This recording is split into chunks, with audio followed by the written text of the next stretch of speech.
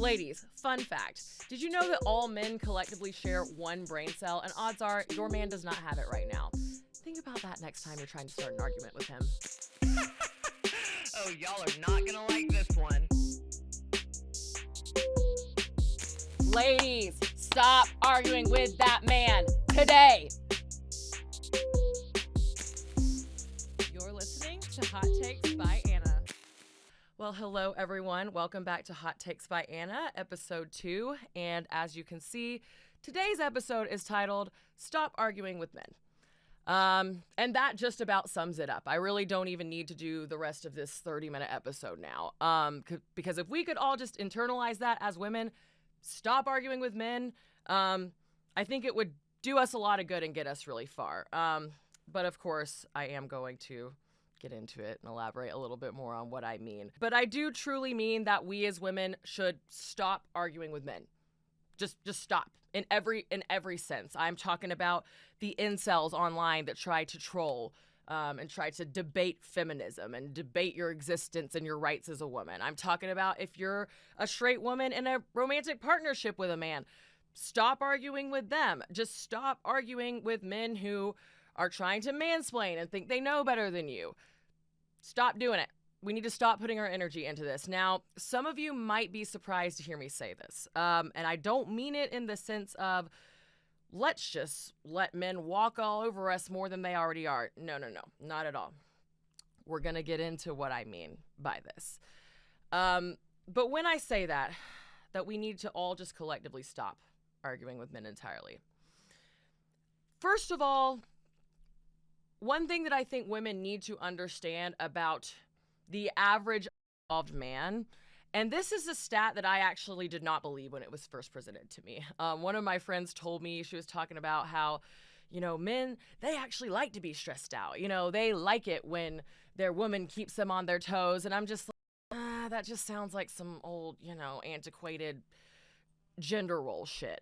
But I did look it up, and unfortunately, there is, in terms of the way that apparently cortisol affects men versus women, it's like men do respond to cortisol better. So I think that's where that statistic comes from. I mean, they respond better when they feel like they're in a state of fight or flight, whereas that is actually the opposite for women. High cortisol levels in women do not tend to affect us in a positive way. But apparently, and you can Google it yourself, men respond better when their cortisol levels are higher. So I think that that's important to note when we think about what's actually happening when we're arguing with men, okay? We think we're making this point. We think that we own them. No.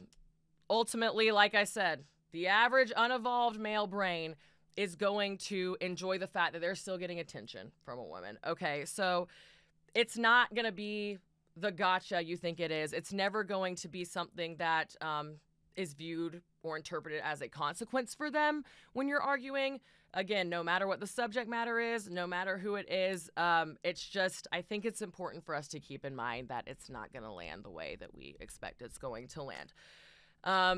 Number 2, I think that, and this kind of ties into what I was just saying, no matter how accurate the information is that you're presenting to a man, especially in terms of, like I said, the men that like to try to debate feminism and try to argue us out of our point, try to prove that, we don't need feminism. All you women are just, are just whining over nothing.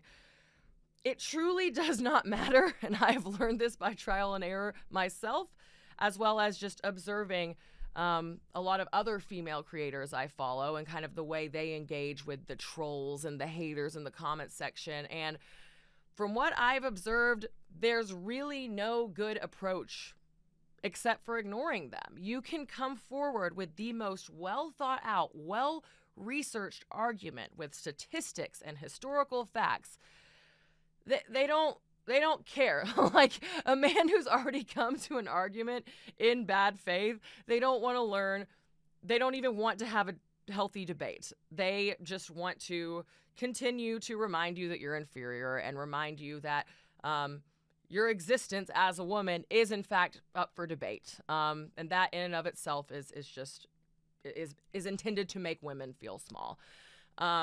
I think another really sinister side to it is you also have to keep in mind that most men, whether they're consciously aware of it or not, due to the way they've been raised and socialized, do deep down still think of women as inferior, as subhuman. And again, I think there's a lot of, straight men, even in my own life, that have every good intention, and maybe they can't even themselves clock it the way that they're viewing women differently. And they'd probably, if you were to ask them, say, no, I don't think women are subhuman. I think they're humans. But again, it's this social conditioning that we've all been subjected to, men included.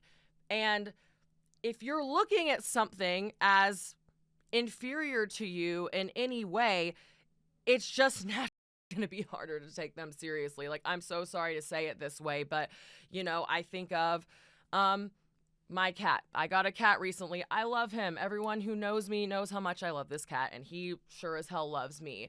And I treat him well. I don't think that animals should ever be mistreated, but you're going to treat your pet different than you treat a human. It just is what it is. You can take the best care of them. You can feed them the best food, give them the most attention, the most enrichment, but you're still going to treat them differently than you would treat a fellow human. And I think that's kind of the way, at least I've seen men respond to me sometimes when I'm trying to bring forth a valid point, or, engage in a healthy debate. It's just, they've already written me off in their brain before even listening to what I have to say. And it's an unfortunate fact, and it's a reality that took me a long time to come to terms with, and I had to eventually accept it, that, despite the fact that I do deeply believe that I am objectively more intelligent than probably at least 80% of the men I encounter, doesn't matter.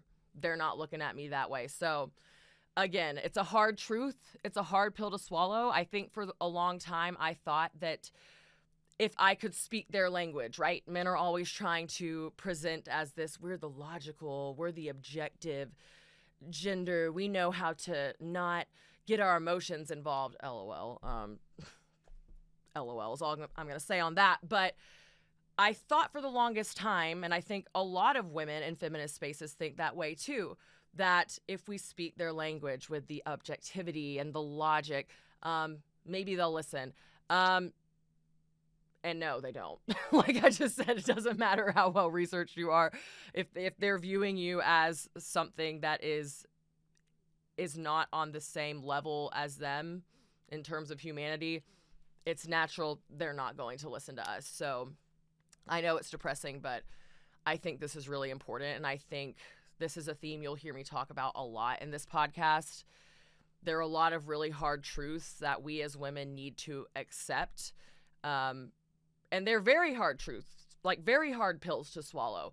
But our inability to accept that men don't view the world the same way is holding us back. And so we'll get into that and a lot of other topics, of course. But I think the most important reason that I wanted to talk about today in terms of why we need to stop arguing with men, this is one that I really do not see talked about enough in feminist circles. And it's something that I've been thinking about for a very, very long time, even before I consciously recognized that, like, I want to be this women's liberationist. There were a few observations that I can specifically remember throughout my life that I kind of call milestones, my milestones towards feminism. One of them that I started noticing at a very young age was that men don't have any real incentive to change. They do not have any material incentive to help us take down the patriarchy, right? And I think that, feminists who are in the street protesting and marching, and again, the ones that try to just debate men and educate them, they're really missing that main point. Men have no incentive to change. They really don't. And I remember the first thought that kind of made me recognize this when I was younger. I mean, I want to say I was like late teens, early 20s. Now, I was very, I guess, let's say delayed. I don't know, that maybe that sounds bad, but I was a late bloomer in terms of relationships and being involved with boys and dating and stuff like that. But I had a lot of friends, and I would witness them in their relationships, right, with men. And I would see my friends get so upset over something the guy did and just send these long paragraphs or like yell. One time it was even one of my friends like screamed at her boyfriend in the hall. It was actually kind of awesome. I thought it was badass, but like it did nothing. Like it was like they kind of like had this little scuffle and then he apologized. And the week after that, he was back to the same behavior. And I just remember clocking that. And yeah, one day it just dawned on me. I'm like, if the girl keeps coming back, why would the man change his behavior? You think that a little multi-paragraph iPhone message is going to change their mind? You think that yelling at them? No, as we established earlier in this episode, men actually like that most of the time. So like what is going to change? It's not going to change anything unless a consequence is being met. And all of these behaviors that we don't like about men as feminists, whether that's on an individual level or a structural level, they're not actually meeting any material consequence in the real world outside of us saying, stop doing that. And so I think that's kind of where we as women come into play. And I know a lot of girls do not, actually, I would say most. Most girls do not like it when I say that. They think I'm going down this like victim blaming path. And that's not what I mean when I say that we as women have to step in and get involved. And trust me, listen, I get the frustration, right? This whole idea that women have been having to clean up the mess for centuries. Women have typically been the main ones on the front lines advocating. Agree, it's true. And I'm sorry to tell you that we're going to have to keep doing that unless we want to stay in the same spot, because going back to the realities that I think are really, really hard to swallow, men aren't going to be the ones that get us out of this. Okay, so I'm sorry. Take as much time as you need to let that sink in. But we as women are going to have to do more work if we want to see change, right? I think I speak more towards the women who do consider themselves feminists and do want women's liberation and do want to see circumstances change for women. Because as we know, there's many women out there that are just fine with the way things are now. I am not. So I say to you now, if we want to see things change, we're going to have to continue to be involved. So all that is to say, if we really want to see change, women are going to keep having to do more work. Now, I think this can look like a lot of different things, right? I think I talk about micro and macro level a lot. I think that they're both important and they both kind of tie into each other. So when we're talking about micro, yes, this means every woman collectively, or at least as many women as I can get to rally with me, every woman in her own personal relationships and how she interacts with men is going to have to start setting certain boundaries. Number one, stop arguing. Whole point of this episode. Number two, deciding there's just certain behaviors that you're not going to tolerate. I think that we see this manifest a lot in terms of, a man will cheat on his girlfriend or wife, for example. And, kind of like I was speaking about earlier, the woman will get angry. She'll scold him. She might put him in timeout for a week. She might move out of the house, whatever, throw a whole dramatic fit, but she's still ultimately coming back. And the man's brain is not clocking all these mini consequences they had to deal with. The main point in his brain is she came back. She threw her little hissy fit, her little female hormones, emotion, rage fit, and now she's back. And again, this is only a micro level example, but the reason why men have come to believe they're invincible on this structural level is because that's how it's going in every single micro relationship. And I think that we as women underestimate our value on an individual level, and we underestimate the fact that we do dictate the terms. I mean, the power, if all women were just to collectively decide, yeah, the minute he steps out on me, I'm out. Like, never speaking to you again, bye. The minute he puts his hands on me, never again, bye. And again, listen, I've been a victim of abuse. I've been cheated on. Like, I'm not saying this in a way of like, just leave. It's so easy. It's not easy. It's really not.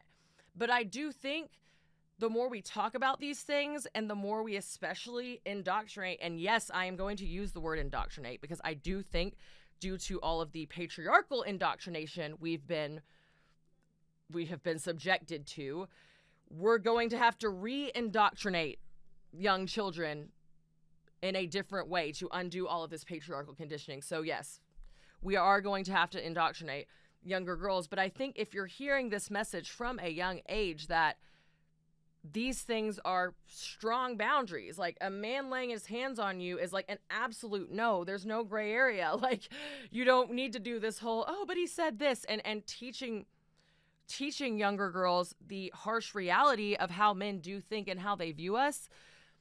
I think that would go a long way. So wanted to give that disclaimer because I'm not saying this in a like, you just need to leave. It's not. Once you're in the situation, it is very difficult to leave. But I think back again on myself, and had I been, I think, a little bit more woke to how the patriarchy works and how men work from a young age, I wouldn't have even had to go through that time of like, well, maybe he said sorry and I should stay. So all that being said, I think there is power in women coming together and deciding what our standards are and what we're not going to stand for. I think where that can also kind of manifest into a more macro level is deciding that we are not going to engage with men who don't take our rights seriously and don't mind if they were to get stripped away. Yes, unfortunately, this does bring politics into play. I'm sorry. I hope that there are no more I don't do politics people kind of in my audience or viewership, but just in case you are, I'm here to tell you that that ideology doesn't exist. Unfortunately, everything ties back to politics. So if you think that you can have a healthy relationship with a straight man who also, is voting for administration that believes that women aren't capable of deciding what happens with their reproductive system, or that isn't willing to advocate for free childcare, things that help mothers, things like that. Like, that man is telling you all you need to know right there with his vote. And I think, again, instead of, I know, unfortunately, a lot of women that I consider to be very progressive and, whatever, liberal, even leftist, and I think they consider themselves to be that way too, but their male counterparts are not. I don't think any that I know personally, at least, I don't think any of their partners are like openly MAGA or anything, but even this kind of like, oh, I'm libertarian, I'm apolitical, I'm like, girl, you're still in danger a little bit. Like, I'm sorry to tell you, but that says a lot. That says a lot that a man says he loves you and respects you and would do anything for you, but is using his power with his vote, which we can go down a whole rabbit hole about that. I actually don't think voting in this country has as much power as we think it does, but we have the right, and I still believe we all need to exercise it, right? And so he's using that right he has to vote for administration and for policies that do not have you in mind and your humanity in mind, no matter how you want to spin it. Oh, but he's so nice to me at home. Like, girl, if it were to come down to it, would that man really stand up for your rights? We don't know. And so I think that's just another example in how we as women need to decide what we're not standing for anymore and not allowing it. And like I said, not just in the government, not just in how we vote, but on an individual level as well.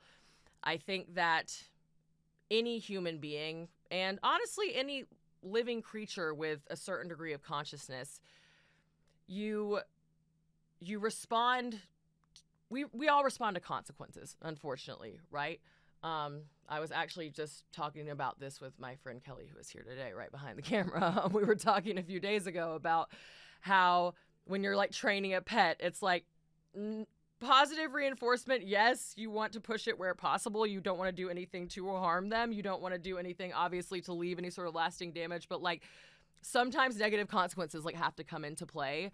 And as we've talked about, to men, just screaming at them to be better, screaming you hate men, saying all of these things verbally, whether it's marching outside a Capitol building or whether it's just like screaming at your boyfriend, like they don't view that as a consequence. What I don't think women realize, and this is going back to how I really don't think we understand our inherent value, and that's by design, right? Like that this is exactly what the patriarchy wanted to happen, and it did. We are in this situation where, whether we consciously realize it or not, we do think that we still need men to a degree, or even if we don't think we need them, we still don't realize how much they like actually need us. Like society as a whole needs women. And I think men realize that, and I think they're kind of starting to scramble lately. I think that kind of is the reason behind a lot of this tension we're seeing arise. Is like this, women can work now, women can make their own money, they can have a bank account, they can drive, they can technically do under the law anything a man can do. And so we're seeing them scrambling because they're realizing this. But I don't think women realize it yet, because if we did, we would start moving differently. You see the 4B movement in South Korea. I'm actually going to get into that in a later episode, so I won't get too into detail. But women just collectively deciding like, yeah, we're not dating, marrying, having sex, or having babies with men until they get their act together. And it's actually been working. You can see how like government policies have been implemented. I think they've like lengthened maternity leave. They've some sort of laws to adjust kind of the pay gap that had existed prior, so that it's working. The government is doing something. And it's because South Korean women realize that, hey, despite the fact that we've been told all of our lives that we need a man and we're inferior, despite the fact that we are being verbally told that we are at worst inferior and at best equal to men, they were able to clock it. They were able to wake up and see, wait a second, like actually this society can't run without us. Like we can't create more people. We can't progress. We can't reproduce without women. And so I want women all over the world to get to that point, right? And I think it really does allow you to move through the world quite differently when you truly internalize that. And this doesn't mean, I say this because I believe that women realizing that we are actually, at least at this point in time, truly needed more than men, I don't think that would lead to the world that a lot of these incels and red pill bros think it would, right? I think a lot of that is projection. When men are so scared of women gaining more power, why do you think they're scared of women gaining more power? Let's think about that. Let's use our thinking caps. Because as any human does, they project. So they know the way they treat women and the way they view women, and they think that women getting more power is going to result in men being treated that way. We all know that's not going to happen. I don't know a single woman on earth who wants a society where we are treating men the way they treat us, where we are abusing them, where we are, we are killing them because they dishonored us, where we want to take their rights away to how they reproduce. Like, no woman wants that, but men, again, every accusation is a confession. So I think that it's important to keep in mind that when I'm advocating for women to recognize their value, this is not I am just inherently superior and let's, start treating men the way they treat us. No, I think just decentering them entirely would go a long way. Removing the access to us. Going back to my very first point, men don't care whether the attention is negative or positive. I think that what we have not tried collectively is just, kind of a 4B adjacent type of move. Like, hey, until you can prove that you're not here to cause me harm, I'm simply not going to engage with you. So that is my soapbox of the day. I will be honest, I think I have beat this point into the ground pretty well. So I will release you all for today. But thank you for listening. I am excited for next week's episode. Hope to see all of you back, whether you're watching or whether you're listening. As I always say, please, if you liked what you heard, the best thing you can do to support me right now is just share with as many people as possible, whether you think they'll like the episode or not. I'll take any attention at this point. So I would love and appreciate if anyone could just share my channel, share this episode, or share whichever episode hits home for you the most. And with that, I will see you all next week.